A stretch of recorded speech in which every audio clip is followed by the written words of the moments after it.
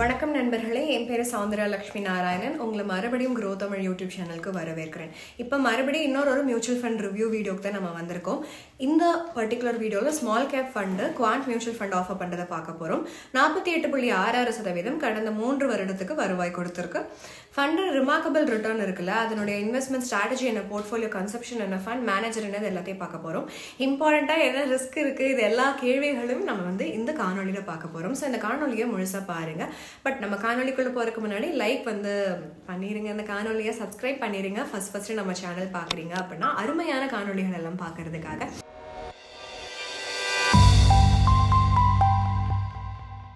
நம்ம ஃபர்ஸ்ட் இந்த ஃபண்டினுடைய பேசிக்ஸ் என்னன்னு தெரிஞ்சுக்கணும்ல. இந்த ஃபண்டை பத்தி நம்ம பார்க்கலாம். Quant small cap fund 29 October 1996 அப்ப ரிலீஸ் பண்ணாங்க. டைரக்ட் பிளான் ஜனவரி 2013 ஜனவரி 1 அப்ப ரிலீஸ் பண்ணியிருக்கிறாங்க. அப்புறம் இந்த ஃபண்டினுடைய ஃபேக்ட் ஷீட் பார்த்தோம் அப்படின்னா, யார் இந்த ஃபண்டை மேனேஜ் பண்ணுறா அப்படிங்கிறது ஃபர்ஸ்ட் ஃபேக்ட்டுங்க. 3 எக்ஸ்பர்ட்ஸ் மேனேஜ் பண்ணுறாங்க. அங்கித் பாண்டே, வசவ் சகால் அண்ட் சஞ்சீவ் சர்மா, இவங்க 3 பேரும். குவாண்ட் ஸ்மால் கேப் ஃபண்ட் எதுக்கு எகெயின்ஸ்டாக பெஞ்ச் மார்க் ஆயிருக்குன்னா, நிஃப்டி ஸ்மால் கேப் 250 TRAக்கு எகெயின்ஸ்டாக. Direct option total expense ratio 0.77% இருக்கு.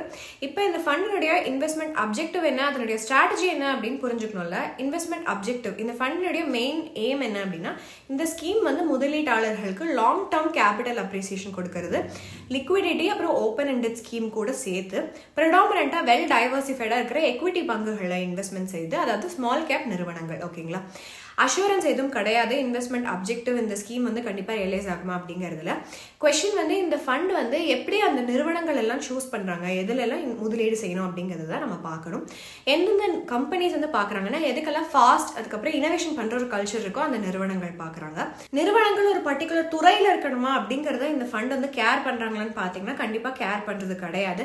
எந்த துறையில நல்ல வாய்ப்புகள் இருக்கோ அங்க முதலீடு செய்யறாங்க. ஃபண்ட் துறைகள் அதுக்கப்புறம் ப்ரிஃபரன்ஸ் பயஸ் அதெல்லாம் எதுவுமே கிடையாது.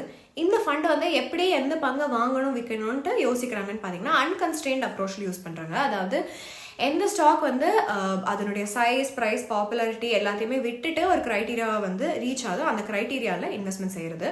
இந்த மாதிரி ஒரு அப்ரோச் பயன்படுத்துறதுனால அவங்களுக்கு நல்ல வருவாய் கிடைக்கிறதுக்கு பொட்டன்ஷியல் அதிகமா இருக்கும். இன்வெஸ்ட்மெண்ட் டெசிஷன்ஸ் குவாண்டினுடைய மணி மேனேஜர்ஸ் பண்றாங்க. VLRT ஃப்ரேம் ஒர்க் பத்தி பார்க்கலாம். Valuation analytics, liquidity analytics, risk appetite analytics and timing. Valuation analytics அப்படின்னா என்னன்னா, பிரைஸ் அண்ட் வேல்யூனுடைய டிஃபரன்ஸ் நம்ம தெரிஞ்சுக்கிறது வேல்யூவேஷன் அனாலிட்டிக்ஸ். லிக்விடிட்டி அனாலிட்டிக்ஸ் அப்படின்னா நம்ம ஃப்ளோ ஆஃப் மணி மீதி அசெட் கிளாஸஸ்ல எப்படி இருக்கு அப்படிங்கறத தெரிந்து கொள்வது. ரிஸ்க் அப்பிடைட் அனாலிட்டிக்ஸ் அப்படின்னா நம்ம market participants certain actions and reactions தானே ரிஸ்க் மாறுது, அதை பாக்குறது. டைமிங் அப்படின்னு பாத்தீங்கன்னா, எந்த சைக்கிள் கவர்ன் பண்ணிட்டு இருக்கு அப்படின்னு மீதி 3 டைமென்ஷன்ஸ்ல பாக்குறது தான். சரியா, எப்படி இன்ட்ராக்ட் ஆகுதுன்னு பாக்குறது தான். இப்போ நீங்க ஸ்மால் கேப் ஃபண்ட்ஸ்னா என்ன அப்படின்னு தெரிஞ்சுக்கணும்னு ஆசைப்படுவீங்களா? ஸ்மால் கேப் ஃபண்ட் கேட்டகரி என்னன்னு பார்க்கலாம்.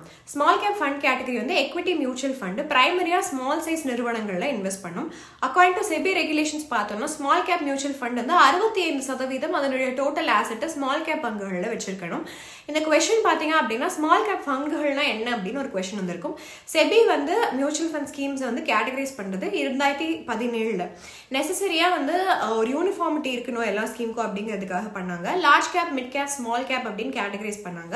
மார்க்கெட் கேபிடலைசேஷன் படி, ஃபுல் மார்க்கெட் கேபிடலைசேஷன் படி லிஸ்டட் கம்பெனிஸ் எதெல்லாம் ஃபர்ஸ்ட்ல இருந்து 100th ரேங்க்குள்ள வருதோ ஸ்டாக் எக்ஸ்சேஞ்ச்ல, அதெல்லாம் மார்க்கெட் கேபிடலைசேஷன்ல லார்ஜ் கேப் நிறுவனங்களை கருதப்படும்.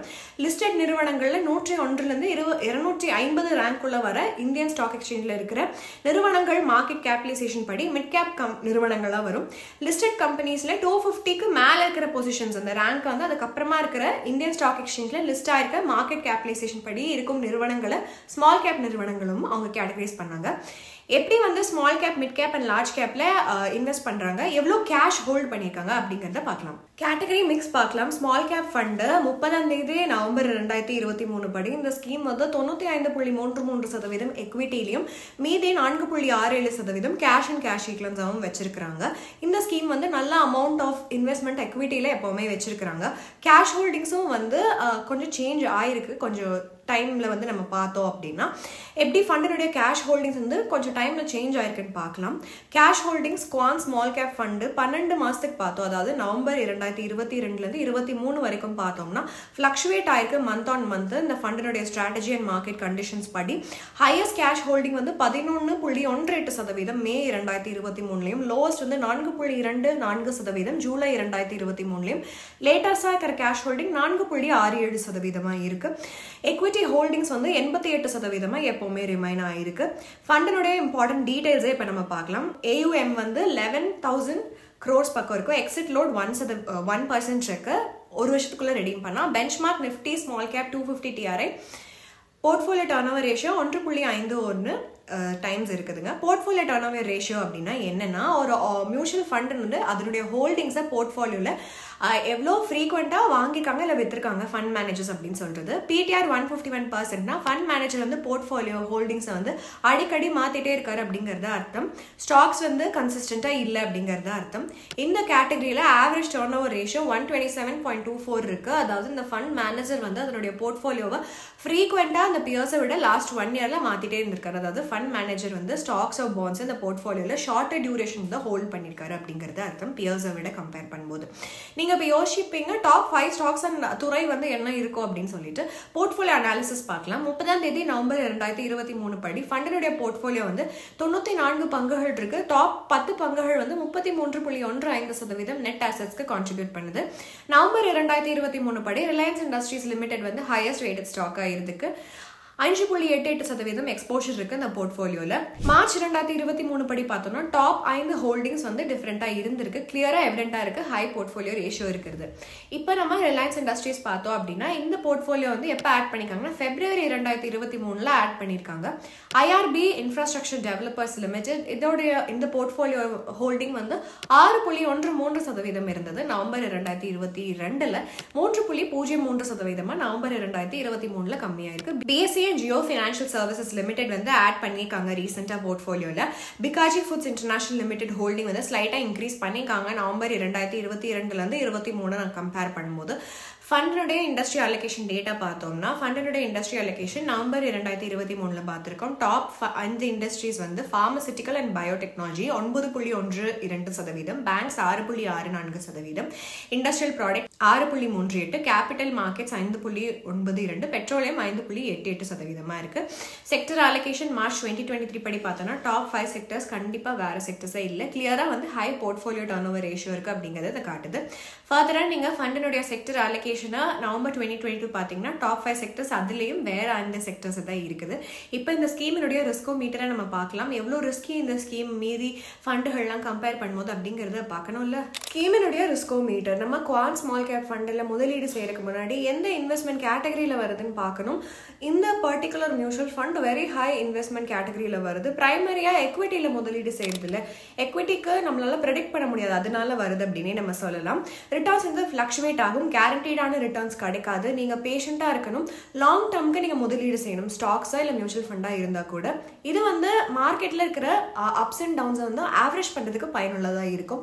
பட் இன்வெஸ்ட்மெண்ட் பண்றதுக்கு முன்னாடி எவ்வளவு ரிஸ்க் உங்களால ஹேண்டில் பண்ண முடியும், அந்த இன்வெஸ்ட்மெண்ட்டை வச்சு எவ்வளவு அச்சீவ் பண்ண முடியும் அப்படிங்கறத நீங்க தெரிந்து கொள்ளணும். ஓகேங்களா? குரூஷியலா இன்னொரு ஃபேக்டர் நம்ம பார்க்கணும் முதலீடு செய்யறதுக்கு முன்னாடி. இந்த முதலீடு எப்படி ஹிஸ்டாரிக்கலா பெர்ஃபார்ம் ஆயிருக்கு அப்படின்னு சொல்லிட்டு தான் இந்த முதலீடு நம்ம இப்ப இந்த ஃபண்டினுடைய பெர்ஃபார்மன்ஸை பார்க்கலாம்.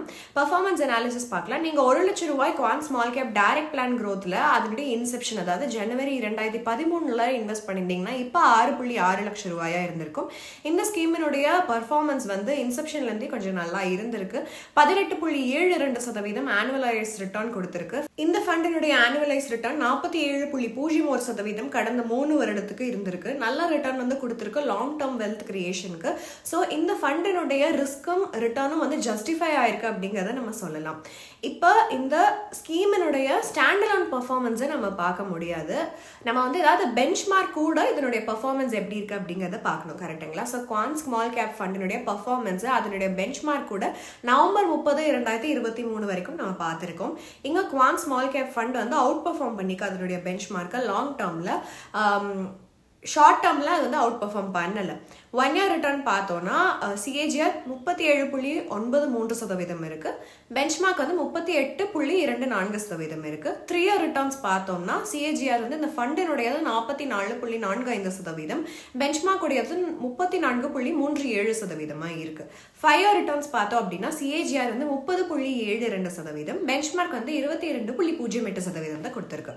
இப்போ இந்த ஃபண்ட் வந்து அதனுடைய பியர்ஸ் கூட கம்பேர் பண்ணும்போது எப்படி பெர்ஃபார்ம் பண்ணிருக்குன்னு பார்க்கலாம். பியர் குரூப் ரேங்கிங் பார்க்கலாம். இந்த ஃபண்டினுடையது பியர் குரூப் வந்து எப்போ பார்த்திருக்கோம்னு பார்த்தீங்கன்னா December 27, 2023 பார்த்திருக்கோம். இங்க வந்து நம்ம இந்த ஃபண்ட் வந்து அவுட் பெர்ஃபார்ம் பண்ணியிருக்கா அதனுடைய பியர்ஸ் கூட கம்பேர் பண்ணும்போது லாங் டர்ம் அண்ட் ஷார்ட் டர்ம்ல அப்படின்னு பார்க்கலாம்.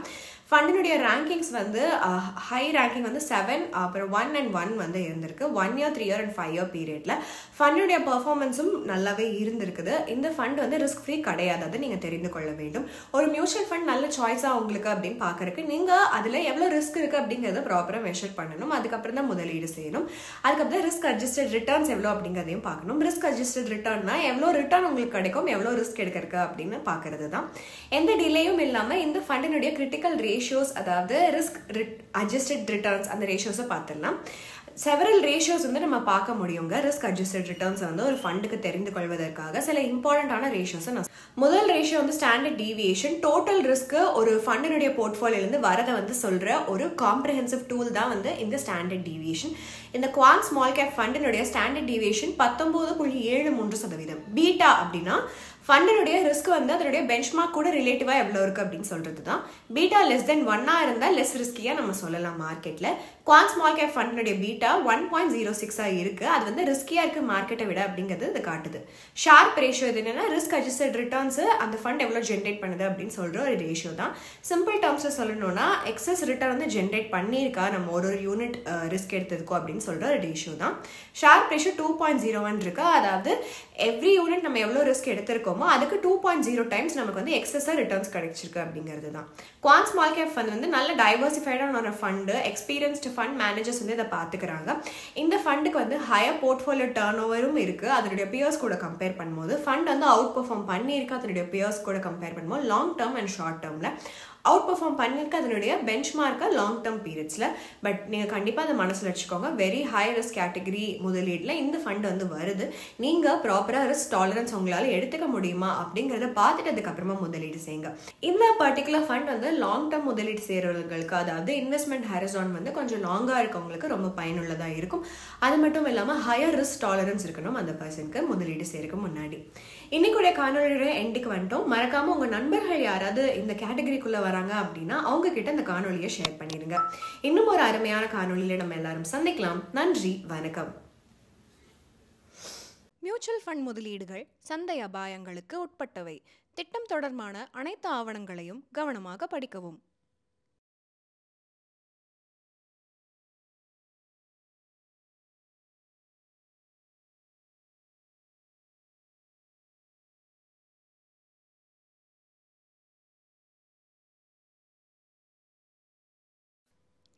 Mutual fund investments are subject to market risk. Read all the scheme-related documents carefully.